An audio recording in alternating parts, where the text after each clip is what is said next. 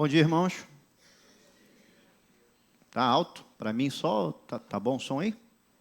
Não é só o retorno que tá bom. Tudo bem, meus irmãos?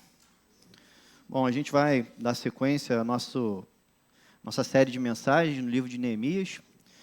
E hoje nós vamos ler todo o capítulo 4 desse livro, onde a gente já tem visto que o povo tem se dedicado ali na reconstrução dos muros, de coração inteiro, sob a liderança ali de Neemias.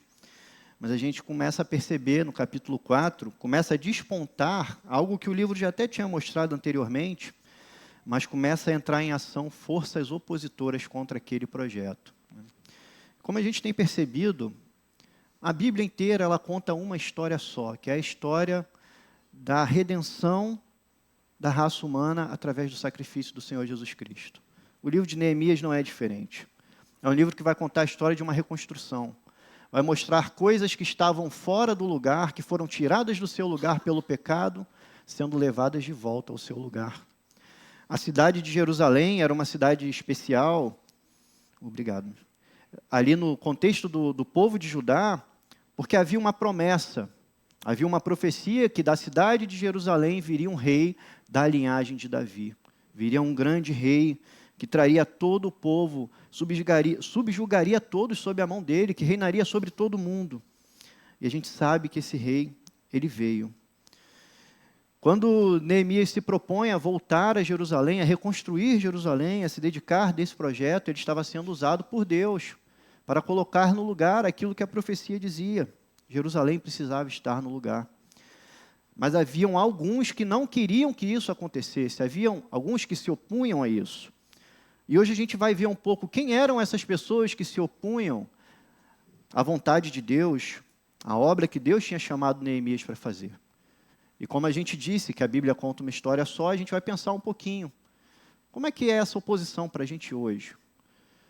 Será que a vida do crente ela tem alguma oposição? Será que a gente enfrenta alguma oposição? A gente lê na Bíblia que todas as coisas cooperam para o bem daquele que ama a Deus. Então, como é que pode haver oposição? Só que se a gente parar para analisar também as verdades da Bíblia, existe muita oposição. Só que o que a gente vai perceber, mais uma vez, é que nada sai da soberania de Deus. Nem mesmo a oposição. Eu quero convidá-los a abrir no livro de Neemias, vamos ler o capítulo 4, por completo, vai do 1 ao 23. E como de costume, eu peço que mantenham as Bíblias abertas, porque a gente vai caminhar por esse capítulo no decorrer da pregação. A partir do versículo 1.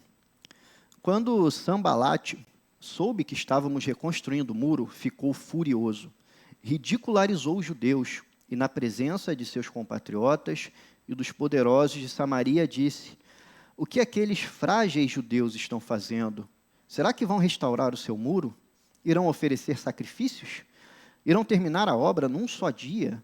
Será que vão conseguir ressuscitar pedras de construção daquele monte de entulho e de pedras queimadas? Tobias, o amonita, que estava ao seu lado, completou: pois que construam. Basta que uma raposa suba lá para que esse muro de pedras desabe. Ouve-nos, ó Deus, pois estamos sendo desprezados. Faze cair sobre eles a zombaria. Sejam eles levados prisioneiros como despojo para outra terra.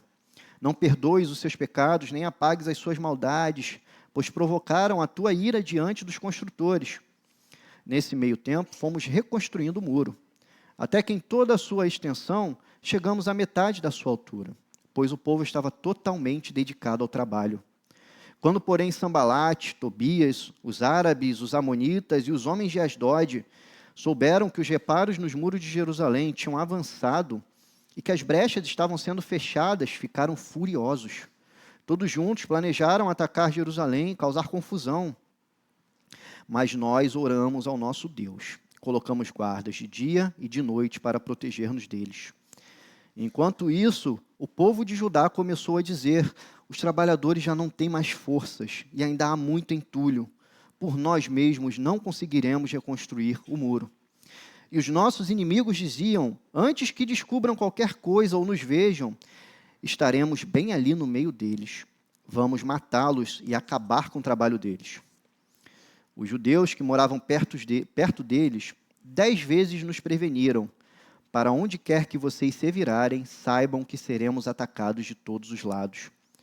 Por isso, posicionei alguns do povo atrás dos pontos mais baixos do muro, nos lugares abertos, divididos por famílias, armados de espadas, lanças e arcos. Fiz uma rápida inspeção e imediatamente disse aos nobres, aos oficiais e ao restante do povo: não tenham medo deles. Lembrem-se de que o Senhor é grande e temível. Lutem por seus irmãos, por seus filhos e por suas filhas, por suas mulheres e por suas casas. Quando os nossos inimigos descobriram que sabíamos de tudo e que Deus tinha frustrado a sua trama, todos nós voltamos para o muro, cada um para o seu trabalho. Daquele dia em diante, enquanto a metade dos meus homens fazia o trabalho, a outra metade permanecia armada de lanças, escudos, arcos e couraças. Os oficiais davam apoio a todo o povo de Judá, que estava construindo o muro. Aqueles que transportavam material faziam o trabalho com uma das mãos e com a outra seguravam uma arma. E cada um dos construtores trazia na cintura uma espada enquanto trabalhava. E comigo ficava um homem pronto para tocar a trombeta. Então eu disse aos nobres, aos oficiais e ao restante do povo: a obra é grande e extensa. Estamos separados, distantes uns dos outros, ao longo do muro. Do lugar de onde ouvirem o som da trombeta, juntem-se a nós ali. Nosso Deus lutará por nós. Dessa maneira, prosseguimos o trabalho. Metade dos homens empunhando espadas, desde o raiar da alvorada até o cair da tarde. Naquela ocasião, eu também disse ao povo: cada um de vocês e o seu ajudante devem ficar à noite em Jerusalém, para que possam servir de guarda à noite e trabalhar durante o dia.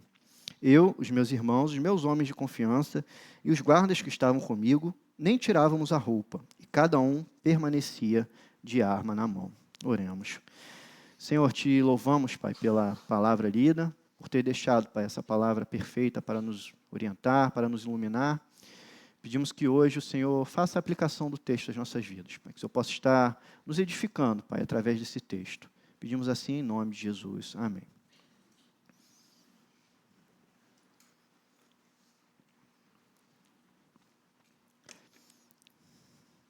Como eu já comentei, irmãos, o capítulo ele vai tratar mais especificamente da oposição à construção do muro. E quando a gente chega já no primeiro versículo, a gente percebe uma ira desses opositores. Quando Sanbalate soube que estávamos reconstruindo o muro, ficou furioso. Ele imediatamente fica furioso. E aí a gente pode se perguntar, por que aquele homem ficou furioso com essa obra que estava sendo realizada? Por que aquilo incomodava ele? Sanbalate era o governador de Samaria, de outra região. Por que ele estava tão preocupado com o que acontecia em Jerusalém? E se a gente pegar o contexto daqueles povos que viviam ao redor, especialmente o povo de Samaria, se a gente olha para a história de Israel, a gente percebe que os samaritanos nada mais eram lá no passado, do que parte do povo de Israel. Quando a gente estuda a história do povo de Israel, a gente percebe que depois de Davi e de Salomão, até mesmo como consequência dos pecados ali cometidos, o reino de Israel ele foi dividido em dois. Ele foi quebrado, ele foi rachado. E ali a gente fica com o reino do sul, que era Judá, portanto, o povo de Jerusalém, o povo que estava junto com Neemias ali, que estava voltando do cativeiro e trabalhando na reconstrução dos muros. E a gente tem o povo do reino do norte, o reino de Israel. Só que depois que acontece essa divisão, a gente percebe que o povo de Judá, ele segue numa caminhada meio cambaleante. Eles tinham bons reis que faziam a vontade de Deus, tinham maus reis que não faziam a vontade de Deus e caíam na idolatria. E até mesmo pela consequência do pecado cometido pelo povo e por esses maus reis, eles tinham sido levados ao cativeiro, na qual agora eles estão retornando, como nós temos estudado. Só que o povo do norte, o povo de Israel, ele não segue cambaleante, ele segue despencando ladeira abaixo. Todos os reis de Israel foram maus e não fizeram a vontade de Deus.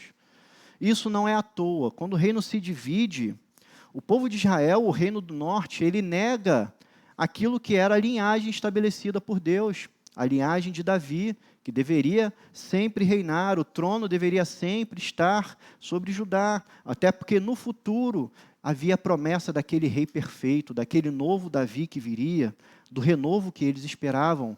E esse rei, ele viria da linhagem de Davi, ele não viria de outra linhagem.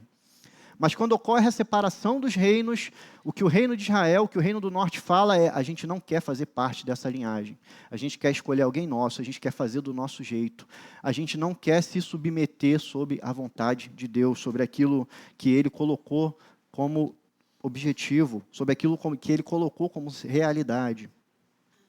Então, desde lá do início, o que a gente percebe do reino do norte é uma rebeldia contra a vontade de Deus. Nós vamos fazer as coisas da nossa maneira. E o que se segue é a idolatria, é misturar ídolos com aquilo que era a lei de Deus. Esse povo, ele também é levado cativo muitos anos antes que o povo de Judá, só que diferente do povo de Judá, eles não viveram um retorno como Judá viveu. Quando eles são levados cativos, e eles são feitos cativos pela Síria, eles vão se misturar totalmente ali com os assírios. Então, quando parte daquele povo volta, já é um povo que perdeu a sua identidade. Já é um povo que não tinha mais muito a ver com aquele povo que Deus tirou do Egito. Era um povo que tinha perdido completamente essa ligação com Deus e com o que Ele tinha mostrado como vontade. E é claro que a gente vai ver isso lá na frente, quando Jesus conversa, né, com a samaritana, e tinha aquela coisa de que os judeus não se davam com os samaritanos. Tudo por causa dessa história que vem desde lá de trás. Então, quando o Sambalate ele vê que Neemias está retornando com alguns do cativeiro, que eles estão reconstruindo Jerusalém, a cidade que tinha sido destruída, ele sabia que havia uma promessa, e que em Jerusalém reinaria um rei eterno. E mais uma vez o que se manifesta aqui é essa vontade de não se submeter à vontade de Deus. A gente não quer esse rei. A gente não quer que Jerusalém se torne uma potência, a gente quer fazer a nossa vontade. A gente quer continuar fazendo a coisa do nosso jeito. Eu tenho autoridade, eu sou governador do meu povo, eu não quero autoridade eu não quero que o trono esteja em Judá, eu não quero autoridade sobre mim. Então o que a gente percebe é que essa ira, essa fúria, ela nasce de uma vontade de não se submeter à vontade de Deus, aquilo que Deus já tinha estabelecido desde a eternidade. E a gente percebe que essa resistência ao plano de Deus, o próprio Davi já falava dela, quando ele fala lá no Salmo 2, porque se amotinam os reis, as nações, e os povos imaginam coisas vãs, se levantam contra Deus e contra o seu ungido, dizendo: vamos sacudir as suas correntes, a corrente dele sobre nós, a gente não vai se submeter a ele. Mas o que a gente sabe é que a vontade de Deus é soberana. Quando a gente lê a Bíblia, a gente percebe isso o tempo todo. O homem tentando ir contra a vontade de Deus, o homem que não quer se subjugar à vontade de Deus, mas a vontade de Deus ela vai se cumprir, independente do que a gente quer. Então a gente percebe, quando a gente pensa, já trazendo um pouco para o nosso contexto, a gente recentemente estudou o livro de Romanos e a gente percebeu que a vida de um cristão é uma vida transformada de alguém que não queria se submeter a Deus e passa a querer se submeter a Deus. Quando a gente olha para o povo de Judá ali, trabalhando, reconstruindo, talvez eles não tivessem tanto a ganhar, eles estavam indo contra todas as possibilidades. A gente já viu no sermão passado, eram pessoas que não tinham conhecimento, que não eram habilitadas em construção. Eram pessoas de diversos cenários diferentes. Eram pessoas que estavam fazendo um trabalho ali excruciante, pesado, um trabalho difícil. Mas eles não desanimavam, eles tinham um propósito: fazer a vontade de Deus, restabelecer a cidade de Deus. Quando a gente pensa nas nossas vidas, a nossa vontade transformada, que nos leva a fazer a vontade de Deus, um dia também nós estivemos em rebeldia contra Deus. Um dia nós quisemos fazer a coisa do nosso jeito. Um dia a gente tentou moldar Deus ali ao nosso jeitinho. A gente tentou pensar: não, eu penso de Deus assim, isso aqui que eu faço não tem problema. Mas quando a gente se subjuga totalmente, se rende à vontade de Deus, a gente busca fazer a vontade dele. Mas a oposição, ela não deixa de ser uma realidade. Quando a gente pensa na oposição, e já trazendo para o nosso contexto, a gente pode pensar em vários aspectos que se opõem à vida de um cristão que está buscando crescer e se santificar perante Deus. E mais do que isso, junto com uma comunidade de fé, restabelecer o reino de Deus na terra, porque é isso que o cristão faz. Mas ele enfrenta oposição. Ele enfrenta a oposição de uma sociedade que vai de encontro a tudo isso. Uma sociedade que, apesar de parecerem algumas coisas até boa, sim, existem coisas boas, a gente não está dizendo que só tem coisa ruim, mas no contexto cristão, no conhecimento cristão, uma sociedade que vai contra muitos dos princípios fundamentais cristãos. Uma sociedade que vai te ensinar que você precisa ver o que é melhor para você, que você precisa fazer o que te faz feliz, que você é bom, que você consegue, que você é capaz. E o cristianismo, ele vai falar o contrário de muito disso. E às vezes até se mistura, né, essas mensagens com o cristianismo para se apresentar um cristianismo ali mais bonzinho, mais agradável. O cristianismo não é isso. A gente vê, então, a oposição de um mundo que oprime o cristão, porque é um mundo que está mergulhado em pecado, que é um mundo que está indo contra a vontade de Deus, que se nega a se render à vontade de Deus, assim como aqueles opositores se negavam. A gente também não pode negar a realidade de uma oposição espiritual. O diabo existe, a Bíblia fala dele, e a gente no meio reformado, às vezes a gente não fala muito de diabo, né? Enquanto que em outros pontos, em outros lugares se erra por botar muito foco no diabo e fazer aquela mensagem de batalha espiritual e dar-lhe bicuda na cara do cão e coisas do tipo, né? A gente às vezes não fala muito sobre isso, mas é uma realidade que existe. A Bíblia fala que o diabo existe, que ele anda ao redor de nós, buscando alguém que possa tragar. É uma oposição real. Como é que a gente lida com tanta oposição? Tudo isso ao nosso redor contra a gente, como é que a gente lida contra isso? Será que é fazendo batalha espiritual? Será que é indo lá na sociedade começar a brigar e discutir, bater boca? Como é que a gente faz? O que a gente faz? Vamos ler, vamos continuar a leitura do capítulo 4 e vamos ver como é que Neemias agiu em relação a isso tudo. A primeira ação dos opositores, eles vão tomar algumas ações no decorrer do capítulo. A primeira coisa que eles vão fazer é emitir palavras de desprezo e zombaria contra o povo, né? Se a gente ler aqui, já no primeiro ao terceiro versículo, eles vão escarnecer daquilo que o povo estava fazendo. Eles vão colocar dúvidas. Eles vão juntos rir, dar risada ali, o que esse pessoal está fazendo? A primeira palavra, né, que Sanbalate diz, ele já diz o que aqueles frágeis judeus estão fazendo. Ele já bota uma qualificação aqui, frágeis judeus. Será que eles vão restaurar esse muro? Será que eles vão oferecer sacrifícios de novo? E a gente tem que se lembrar também que o templo, que era onde os sacrifícios eram oferecidos, também tinha sido destruído naquele contexto. E houve ali a reconstrução do templo, que a gente acompanha melhor no livro de Esdras, se a gente ler. Será que eles vão terminar essa obra num dia só? Será que eles vão pegar aquele monte de entulho, porque não era só reconstruir, estava cheio de entulho, de pó. E quem já trabalhou em obra, já fez mutirão, como o pastor Flávio comentou, né? Eu participei também de alguns mutirões, gosto muito do almoço. Às vezes limpar, tirar o antigo, dá mais trabalho do que construir o novo. Então, era um monte de entulho de pedra queimada. Eles davam risadas, levam que lá um monte de entulho de pedra queimada e aquele pessoal vai reconstruir muro. Aquele pessoal não sabe nem o que está fazendo. Eles não são construtores. O líder deles era um copeiro, o cara estava lá servindo o rei, agora está liderando um projeto de reconstrução. Cadê o diploma de engenharia desse cara? Mas eles vão atacar o povo de uma certa forma, que existe uma malícia aqui, e é uma malícia que a gente percebe, que o inimigo usa esse subterfúgio no decorrer da Bíblia, de que parte do que eles falam é até verdade. Aqueles frágeis judeus, isso é mentira? Não era mentira. Eles eram um povo fragilizado. Estavam vindo de um período de cativeiro. Eles não tinham contexto de experiência de construir. Eles estavam expostos, sim. O muro estava quebrado, estava caído. Quando a gente pensa no mundo naquela época, o que oferecia proteção à cidade era o muro. O que dava autonomia à cidade era ter os muros ao redor. Uma cidade sem muros era uma cidade exposta, onde qualquer nação podia, qualquer grupo podia entrar ali, atacar, saquear e levar. É por isso que Neemias chora tão amargamente no início do livro, quando ele escuta que os muros estavam derrubados, os muros estavam caídos. Eles vão falar, são frágeis judeus. De fato, eles eram frágeis. será que eles vão conseguir reconstruir aquele muro, oferecer sacrifício? Será que a religião deles vai voltar, vai ser restaurada?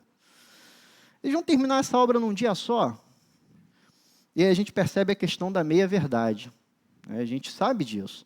Quando a serpente enganou Eva no jardim, ela já chega com uma pergunta ali para semear uma dúvida. É verdade que Deus mandou vocês não comerem fruta nenhuma? Já quer colocar uma dúvida ali perante Deus, colocar Deus como um Deus tirano. E se a gente percebe aqui a reação daquele povo de não querer o governo de Deus, eles viam Deus como um Deus tirano. Vai construir esse muro num dia só? Pelo amor de Deus, não vão conseguir. E eles seguem com essas palavras de desprezo, de escárnio. Essas palavras elas chegam ao ouvido de Neemias, porque Neemias é quem escreve o livro, ele está escrevendo o relato dele. E eu tenho certeza que elas chegaram ao ouvido de Neemias e foi de propósito. Eles falaram aquilo publicamente para que aquela zombaria chegasse ao ouvido dele, para plantar dúvida, para semear, até entre ele e o povo, semear desânimo, para dizer, vocês não vão conseguir. Como é que Neemias reage? Como é que vai ser a reação de Neemias ao escutar essas palavras? E ele registra aqui no versículo 4, ouve-nos, ó Deus, pois estamos sendo desprezados. A gente já aprendeu que Neemias ele tem o costume de reagir com oração. Toda a reação dele ele inicia com oração. E aqui Neemias já tem muito que ensinar para a gente. Ele não reage indo lá discutir, bater boca com aqueles caras, mandando um mensageiro para dizer, vocês não sabem da gente, deixa a gente quieto. Ele não perde tempo discutindo com eles. Ele não perde tempo tentando se justificar. Ele não perde tempo, mas ele vai a Deus. Ouve-nos, Deus, porque estamos sendo desprezados. E aí ele vai fazer uma oração que ele vai dizer, faz cair sobre eles essa zombaria. Eles estão desejando mal sobre nós, que os pecados deles não sejam perdoados, que eles sejam levados como cativos em terra estranha, como nós fomos. E Neemias faz essa oração, ele não está desejando mal àquele povo por um sentimento de amargura ou de vingança, mas é porque ele tinha zelo por aquela obra. Ele sabia da importância daquilo que ele estava fazendo na história, do que Deus tinha preparado para aquele povo, na revelação progressiva de Deus. Então ele vai falar, Deus, olha o que esse povo está fazendo. Olha o pecado desse povo. Está ouvindo a zombaria deles? Escuta a zombaria, escuta eles o que eles estão dizendo. Mas uma coisa interessante, ele termina de orar, e no capítulo 6, no versículo 6, nesse meio tempo, fomos reconstruindo o muro. Ele ora e não para de trabalhar. Ele ora, entrega para Deus aquelas palavras e volta para o propósito, volta para o foco. Continua reconstruindo o muro. Então a gente percebe, não perdeu tempo tentando se justificar, não perdeu tempo dando justificativas ou esclarecimentos ao povo. Ele não tentou rebater as palavras, dizendo, não, a gente não é frágil não, a gente se garante, a gente dá conta. Ele sabia que eles eram frágeis, ele sabia onde eles se encontravam. Mas ele recorreu a Deus. Deus, escuta o que eles estão dizendo. E voltou ao trabalho. Se Neemias olha para o passado na história de Israel, ele ia ver um Deus que chamou um monte de gente que não tinha capacitação e preparo para fazer um monte de coisa, que fez um monte de coisa. A gente se lembra de quando Deus chamou a Moisés ali na sarça ardente, e Moisés falou, mas eu não sei falar, eu não estou pronto. Várias vezes Moisés rebate a ele, Senhor, porque eu não consigo. Como é que Deus responde a Moisés? Não é dizendo, você consegue, você é bom, eu vou te ensinar. Não é nada disso. Ele responde com o nome dele, ele fala, Moisés, você não é, eu sou. Neemias conhecia o Deus eu sou. Neemias sabia que eles não tinham capacidade, sabia que eles eram fragilizados, que tinha muito entulho, que tinha muita coisa, mas ele também conhecia a Deus. Ele sabia o Deus a quem ele servia. É por isso que ele não perdeu tempo rebatendo aqueles homens, ele foi direto para esse Deus. E a gente vê que esse mesmo Deus, muitos anos depois, cumprindo a profecia, ele viria ao mundo em forma de homem. E ali, como forma de homem também, como que ele vai levar a cabo o seu reino. Ele vai juntar os homens mais preparados, reis, governadores, filósofos. Primeiro, que ele vem como filho de um humilde carpinteiro. Segundo, que ele chama 12 homens extraordinariamente comuns. Homens que a gente nem perceberia na história se não fosse por Jesus? Pescadores, cobradores de impostos. E sendo um humilde carpinteiro, e com esses homens ele vai transformar a história e vai redimir as nossas vidas. Esse mesmo Deus, quando se entrega, quando está ali na cruz, sofrendo a morte, vai ouvir também palavras de zombaria, palavras de desprezo. Não era você que ia destruir o templo e reconstruir? Você não é o filho de Deus? Por que você não desce daí e se salva? E aí a gente percebe o caráter de Deus quando a gente vê que, diferente de Neemias, Jesus vai olhar para aqueles homens e ele vai falar: perdoa-os, Deus, porque eles não sabem o que eles fazem. Meus irmãos, que bom que Jesus olhou para a nossa vida e nos perdoou, porque um dia a gente desprezou dele, a gente zombou dele, por mais que a gente não perceba. Que bom que esse é o caráter misericordioso de Deus. Que bom que é essa forma que ele revela a sua graça. E a gente vai perceber outra coisa interessante. Enquanto o pessoal estava lá zombando, enquanto Neemias orou e voltou ao trabalho, olha o que o versículo 6 vai dizer. Até que em toda a sua extensão, chegamos até a metade da sua altura, pois o povo estava totalmente dedicado ao trabalho. Então, enquanto dúvidas eram semeadas, enquanto eles tentavam impedir o povo de fazer aquele trabalho, o povo seguia trabalhando, nesse meio tempo, o muro chegou até a metade, porque o povo seguia dedicado. A gente vê o resultado de se manter, de manter-se no propósito, de confiar em Deus, de esquecer o que o mundo está dizendo, porque o mundo muitas vezes vai dizer: você está errado. Isso que você está fazendo não é bom para você. Poxa, você vai perder seu tempo fazendo atividade de igreja. Vai fazer alguma coisa que você ganha mais. Ele não se preocupou com isso. Como a gente não deve se preocupar, enquanto aqueles homens escarneciam, o muro ia subindo. Eles chegavam até a metade da altura. E a gente vai ver uma segunda ação daqueles opositores, a partir do versículo 7. Quando eles percebem que os reparos do muro eles estão avançando, quando eles percebem que o povo está conseguindo, apesar de tudo, que no início eles desprezaram aquele povo, eles vão tomar uma nova ação. E agora eles vão partir para a ameaça. Primeiro a gente percebe que começa a aparecer o nome de mais alguns opositores aqui. Quer dizer, parece que a lista de inimigos de Judá ela só vai crescendo, vai se acumulando. E quando eles descobrem que o muro está avançando, que está dando certo, que as brechas estão sendo fechadas, eles planejam partir para a ação. E ali eles começam a emitir algumas palavras de ameaça contra o povo de Judá. Eles vão dizer: todos juntos, versículo 8, todos juntos planejaram atacar Jerusalém e causar confusão. E eles começaram a planejar uma tática sorrateira, até covarde. Aqueles povos, eles não podiam se reunir e atacar Jerusalém diretamente, por quê? Porque Neemias estava trabalhando sob a bênção do rei persa, sob a proteção do rei persa. Se eles fossem para o ataque direto, podia haver uma retaliação. Então eles começam a planejar uma tática até covarde. A gente vai se infiltrar no meio deles e antes que eles percebam, a gente vai atacá-los e matá-los. Vamos se infiltrar no meio dos grupos. A gente tem que se lembrar, o povo estava distribuído no decorrer do muro, fazendo a obra. E então eles queriam chegar ali e pegar de surpresa. E a Bíblia vai falar que Neemias, ele 10 vezes foi alertado sobre essa tática dos inimigos. O que me leva até a pensar, no versículo 12 está dizendo isso: os judeus que moravam perto deles 10 vezes nos preveniram, para onde quer que vocês virarem, saibam que seremos atacados de todos os lados. O que me leva a pensar, e a Bíblia não diz isso, isso é uma conjectura minha, que talvez até esses inimigos tivessem deixado vazar aquela informação de propósito, para causar pânico, para causar um terror psicológico, Porque 10 vezes eles foram alertados. Se eles não fizeram isso de propósito, foi um segredo muito mal guardado, Mas é fato que eles planejavam desencorajar aquele povo de qualquer forma. E aí a gente percebe que a oposição ela parte para essa ação mais real. Até então ela estava só rindo, ela estava debochando.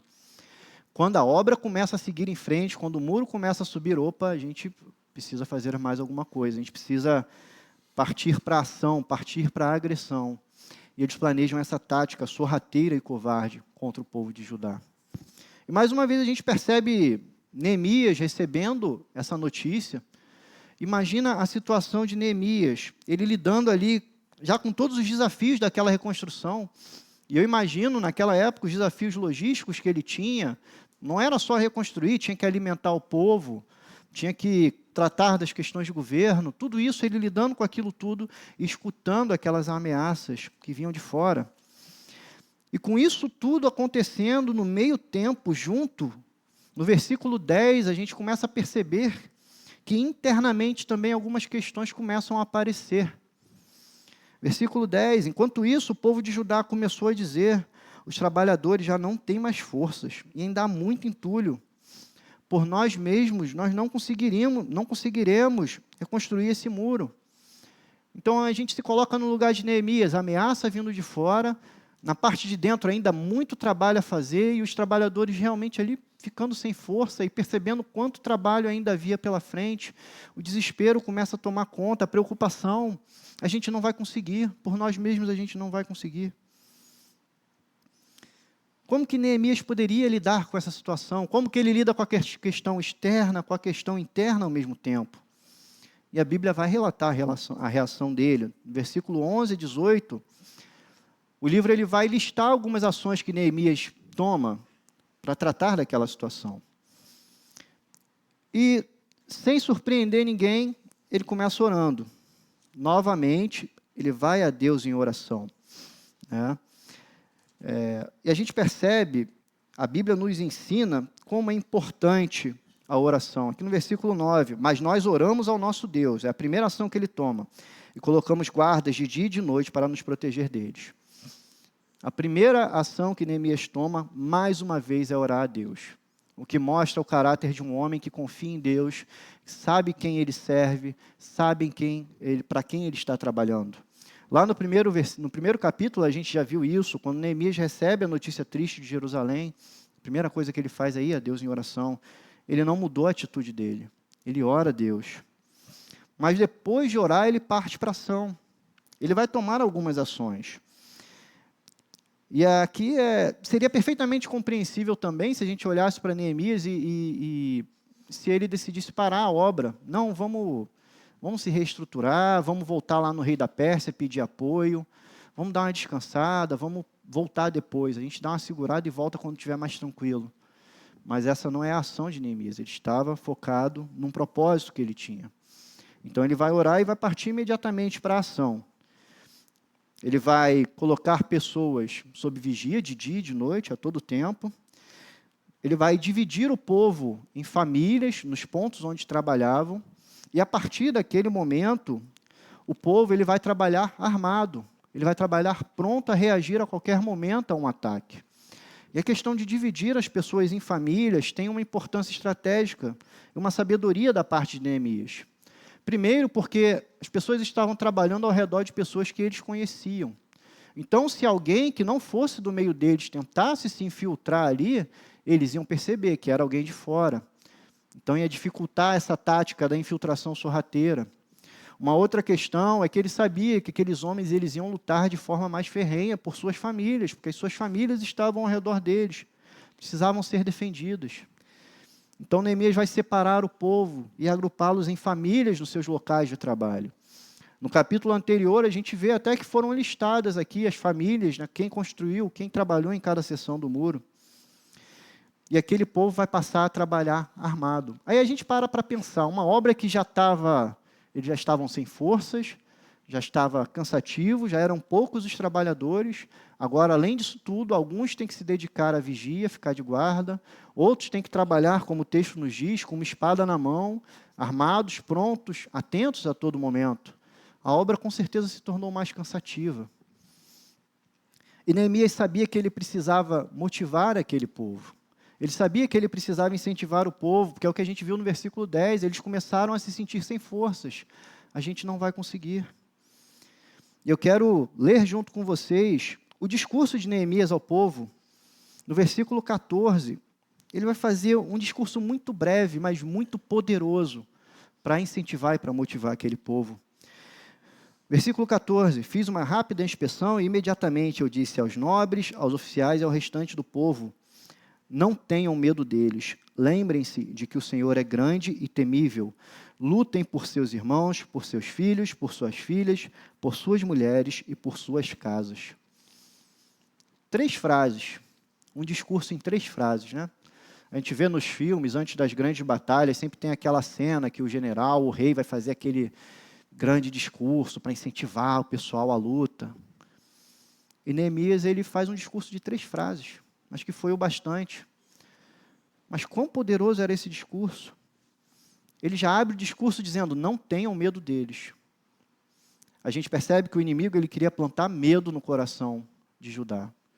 Ele queria plantar no coração de Judá a certeza de que eles não iam conseguir terminar aquela obra.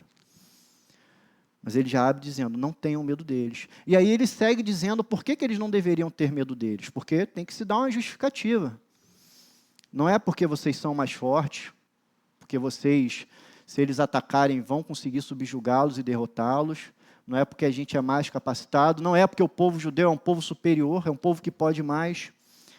Mais uma vez ele vai falar: lembrem-se de que o Senhor é grande e temível.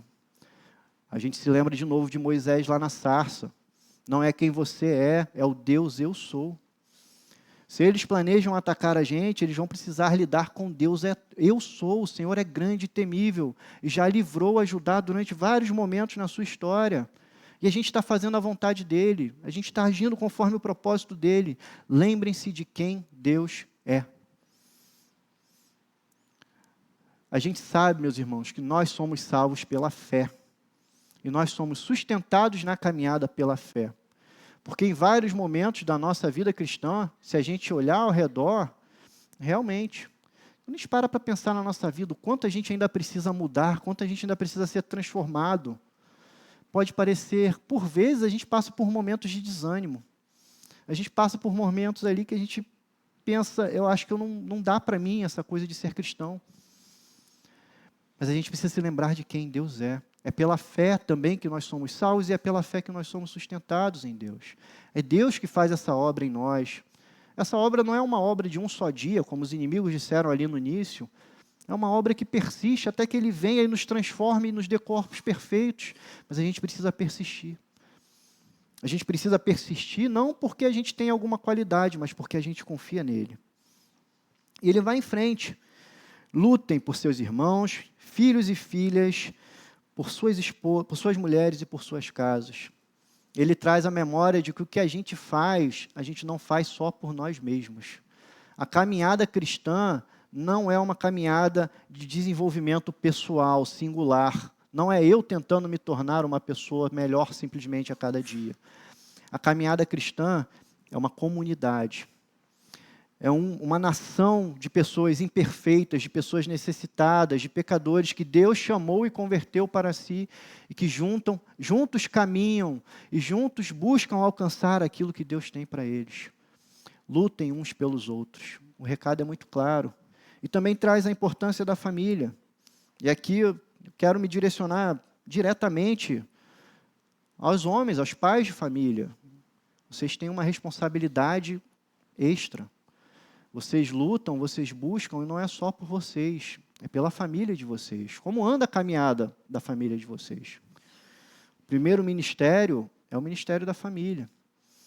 Vocês também em casa são líderes do lar e devem direcionar a família de vocês ao Evangelho. Lutem por suas casas, por suas mulheres, por seus filhos e filhas. Percebam que há um mundo todo ao redor tentando influenciar, tentando ensinar aquilo que o Evangelho não ensina. E a gente escuta muito fácil isso que vem de fora. A gente precisa ensinar o Evangelho aos da nossa casa. Precisamos lutar junto com ele. E ele vai dar sequência. Depois desse recado poderoso, a gente vê que o povo continua trabalhando, mesmo armado, mesmo cansado, mesmo desanimado. O povo se dedica a reconstruir, a manter aquilo que Deus tinha trazido para eles. Mas Neemias ainda vai trazer uma última ação, que é fazer com que aquele povo estivesse pronto para um possível resgate. Eles precisavam estar em prontidão. Qual a orientação que Neemias vai dar? Olha, eu vou carregar uma trombeta, Porque o muro é grande, a obra é extensa, a gente está separado. Essa era a principal fraqueza deles, eram grupos menores separados na extensão do muro. Então, Neemias orienta que haja uma trombeta que esteja em prontidão, para que em qualquer momento, se em qualquer local da extensão do muro aquela trombeta soasse, todos os outros tinham que vir em socorro àquele que estava em dificuldade. Essa é a terceira parte da estratégia de Neemias. Como é que ele lida com o povo que está separado, que está distante? A gente precisa de um sinal, a gente precisa estar pronto, porque o ataque ele pode vir em cima de qualquer parte, de qualquer grupo. E quando a trombeta soar, todos devem vir ao socorro da trombeta. E quando ele diz isso, ele diz: do lugar de onde ouvirem o som da trombeta, juntem-se a nós ali, nosso Deus lutará por nós. Mais uma vez, não é porque juntos somos mais fortes, né? Frase clichê de político, não. É porque quando a gente se juntar, o nosso Deus vai lutar por nós. Junte-se onde vocês ouvirem a trombeta. A mensagem aqui é muito clara, meus irmãos. Mais uma vez, a gente tem dito que o Evangelho, às vezes, é fácil distorcê-lo e trazer um entendimento de que é uma jornada de desenvolvimento pessoal. E não deixa de ser, porque Deus está me construindo, me aperfeiçoando. E através de Cristo, meu objetivo é ser cada dia um pouco mais parecido com Cristo, mas eu não consigo fazer isso sozinho. É uma jornada coletiva. Deus nos chamou para fazer isso em comunidade. É por isso que é necessário estarmos juntos em comunidade, é por isso que a igreja, a congregação é tão importante. Quando a gente lê a Bíblia, lá em Filipenses, capítulo 2, versículo 3 e 4, a gente vê a orientação do apóstolo Paulo aos filipenses, e ele vai dizer: nada façam por ambição egoísta ou por vaidade, mas humildemente considerem os outros superiores a si mesmo. Cada um cuide não somente dos seus interesses, mas também dos interesses dos outros.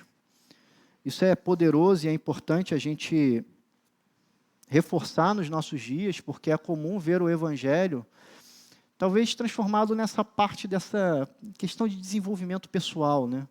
A gente vê aquelas pessoas que gostam de postar sua rotina na internet, aí não tem nada contra isso, né? Mas virou até piada, porque é 2 da manhã, treino, 2h30 reunião, 3 treino, e é uma rotina que qualquer ser humano que tentasse cumprir ali ia dar um burnout em 2 ou 3 dias.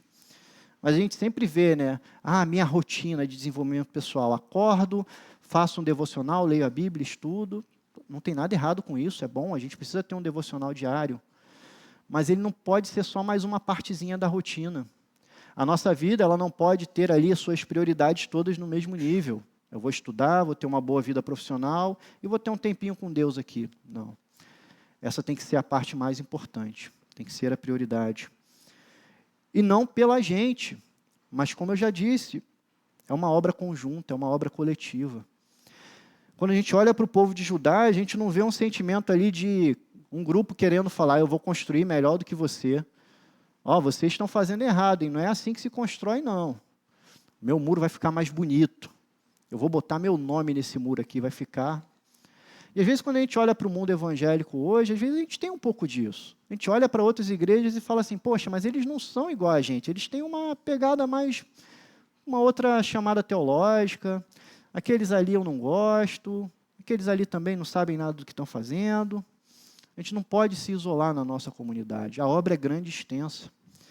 Meus irmãos, conforme a gente se reúne agora de manhã para falar, para pregar o Evangelho, existem centenas de igrejas reunidas ao redor de Macaé, onde o Evangelho de Cristo está sendo pregado, graças a Deus por isso.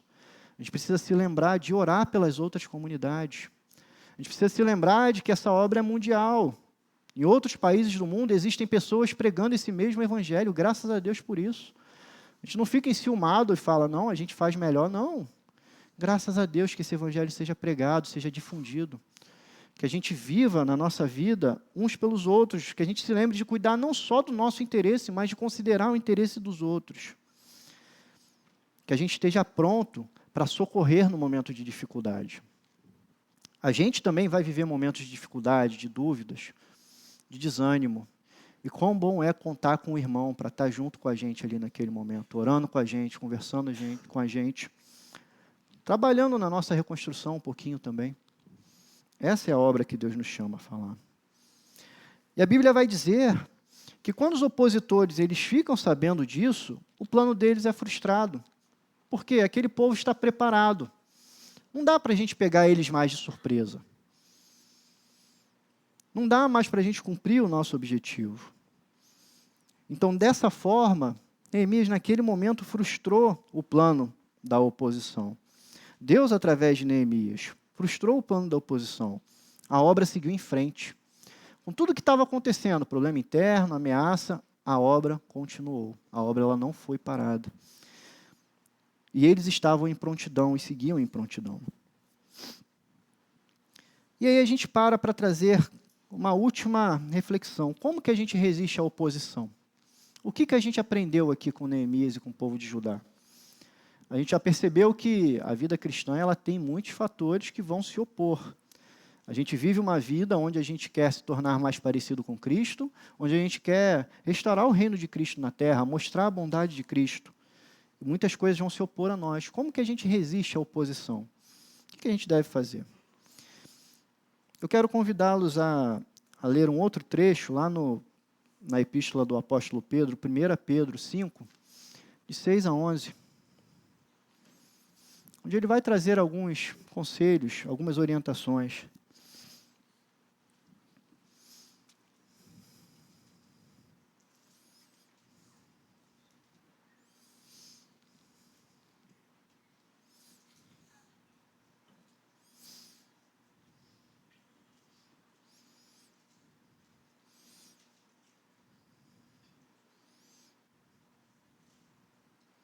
A partir do versículo 5, ele vai dizer: portanto, humilhem-se debaixo da poderosa mão de Deus, para que ele os exalte no tempo devido.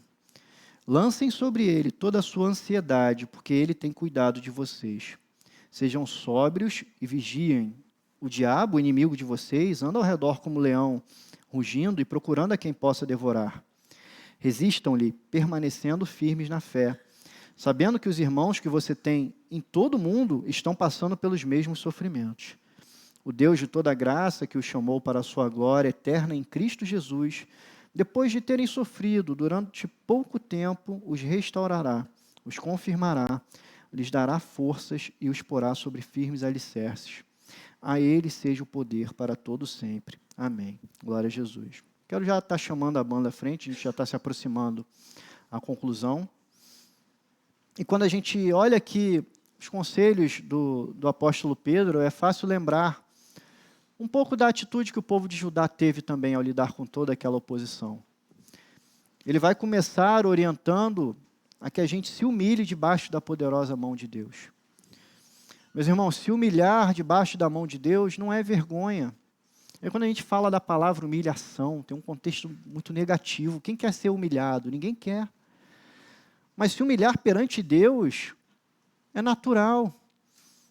Quando eu sei quem é Deus e quem eu sou.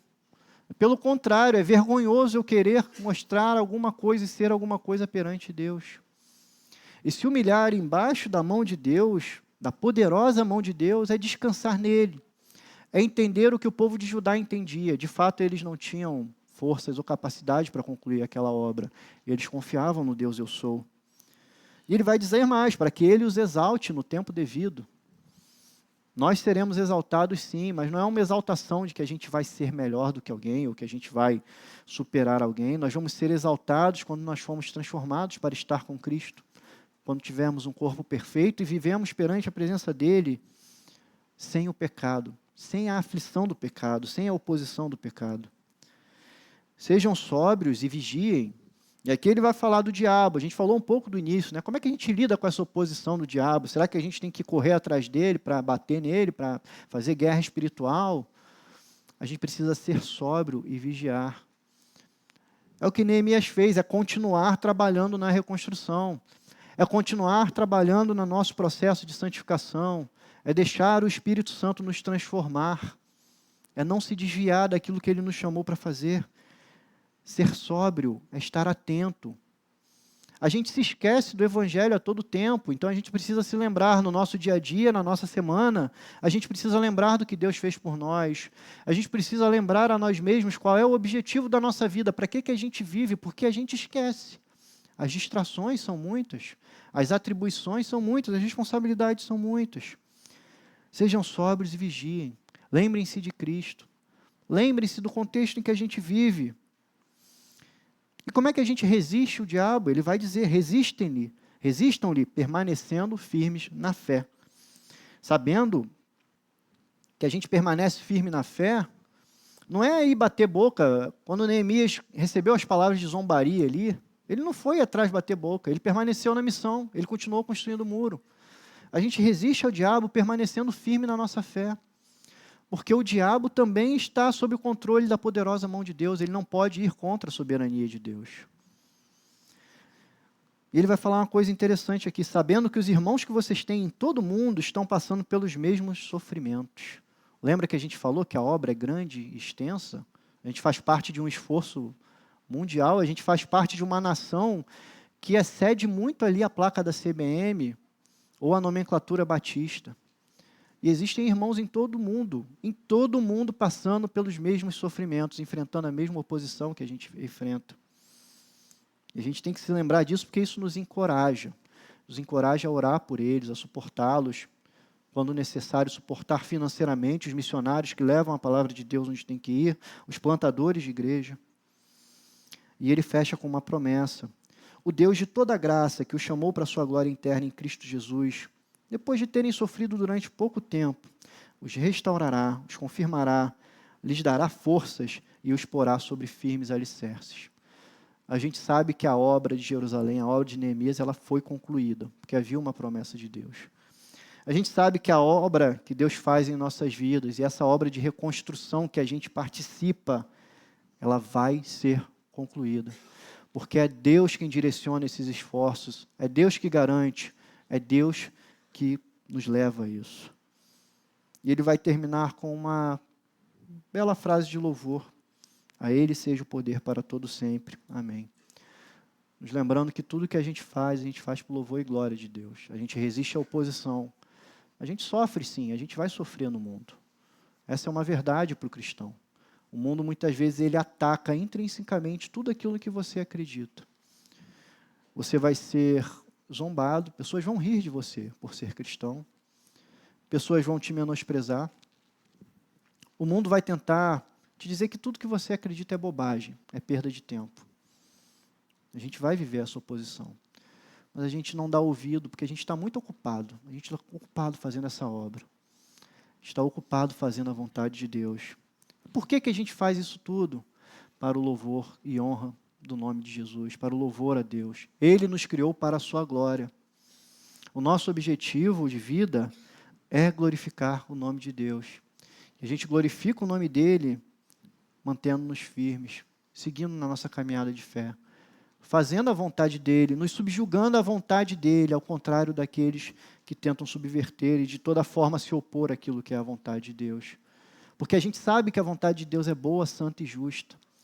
Deus não é um Deus tirano, Deus é um Deus de amor e de misericórdia, que nos resgatou e nos trouxe para estar do lado dele, mesmo que a gente não merecesse, pois em nenhum momento a gente fez por merecer. E nesse momento a gente vai concluir, daqui a pouco a gente vai cear, um momento de comunhão, que a gente possa se lembrar que essa igreja, no mundo inteiro, vão haver igrejas ceando também, vivendo esse momento de comunhão.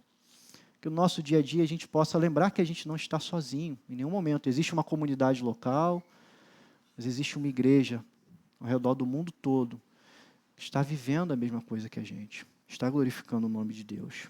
Louvado seja o nome do Senhor.